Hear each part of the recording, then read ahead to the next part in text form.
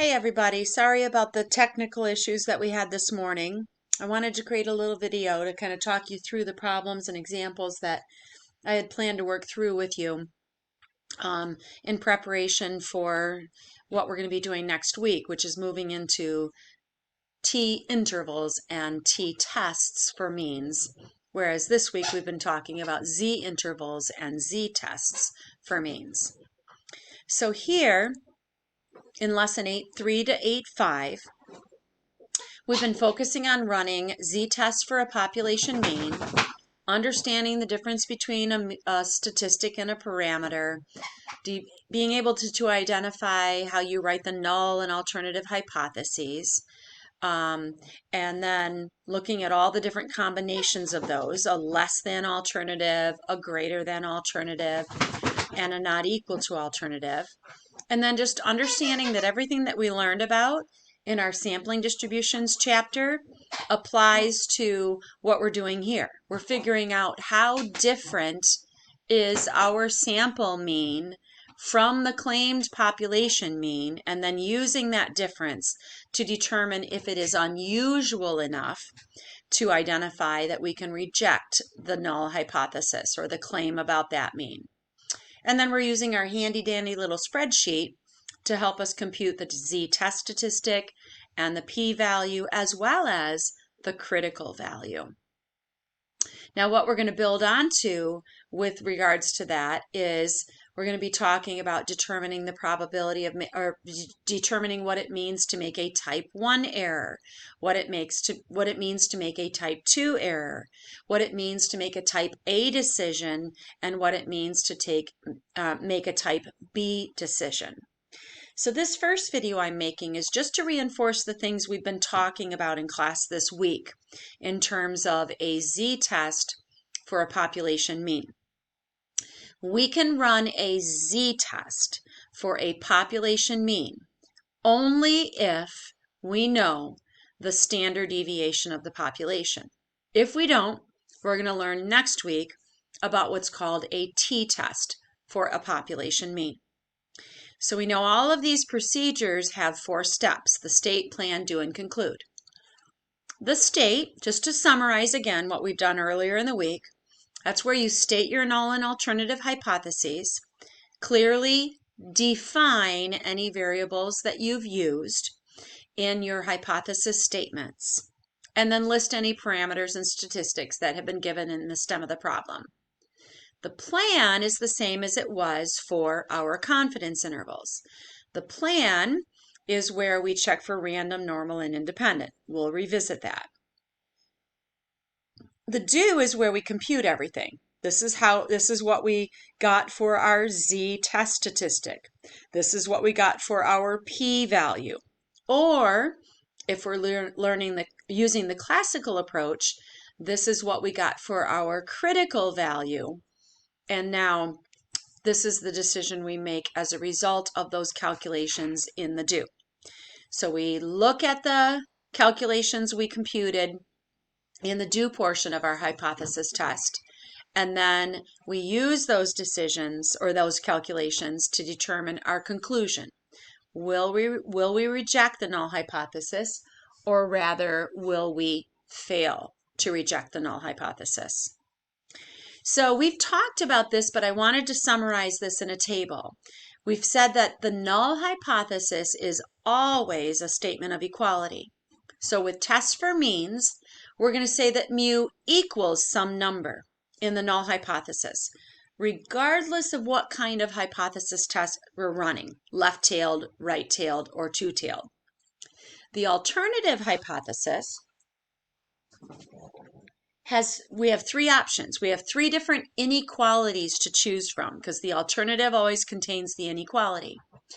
We have a two-tailed test where we haven't determined that we believe there's a particular direction, that our population mean is actually overestimated, or that our population mean is actually underestimated.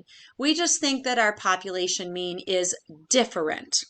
So that word different is going to be a telltale sign that we want to use a two-tailed test, which means we'll say that mu is not equal to that number in the alternative hypothesis.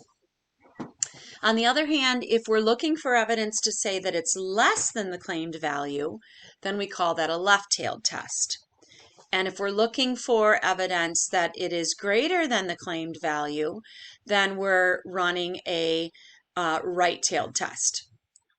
So these are the basics of our hypothesis statements. Null is always going to be mu equals a number.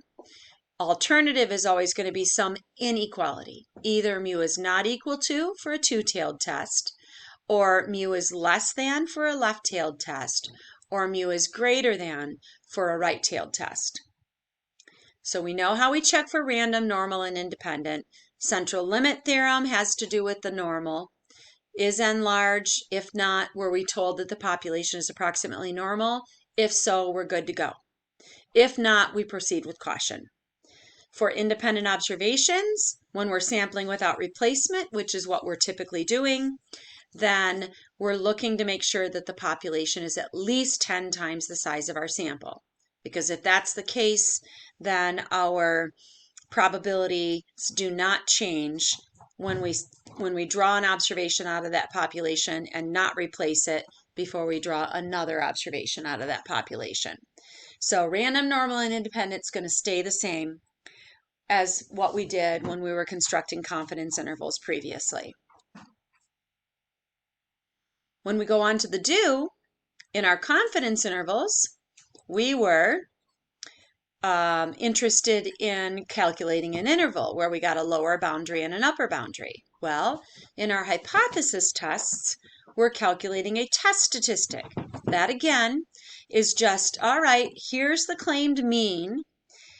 How many standard deviations below that claimed mean was our sample mean? Or how many standard deviations above that claimed mean was our sample mean? And then finally, our p-value is what we're calculating using our norm.dist command or on our calculator's normal CDF. And that would be in a two-tailed test, it's the area in the tail not only above or below our test statistic, depending upon where it is, but also in the other direction. So if we did a not equal to alternative, our p-value would be the area in the tail either below our test statistic or above our test statistic, depending upon if it's negative or positive. And then we have to double it because we didn't necessarily believe that it would be less than or greater than. We just believed that it would be different from. So it's more difficult to reject the null hypothesis in a two-tailed test because your p-value is the area in both of those tails. And we know that bigger areas are less evidence against the null hypothesis. So if you have only one tail, we're more likely to be able to reject the null because we're more likely to get a p-value that's less than the level of significance given. If it were a less than alternative, then we'd be looking at the area below our test statistic and looking to see if that p-value is less than the level of significance given, alpha. Finally, our right-tailed test, where we use a greater than in the alternative, that's where we're looking for the probability that our test statistic would be greater than what we got. And when that's low, we reject the hoe. So finally, we always state our conclusion. And that conclusion really includes three things. What's our decision about the null? It's either 1, reject the null, or fail to reject the null. 2, why? Either because our p-value is low or because our p-value is not low. And 3, do we have significant evidence to say that the ha is true? When you reject the hoe, you have significant evidence to say that the ha is true. When you don't reject the hoe, you do not have significant evidence to say that the ha is true.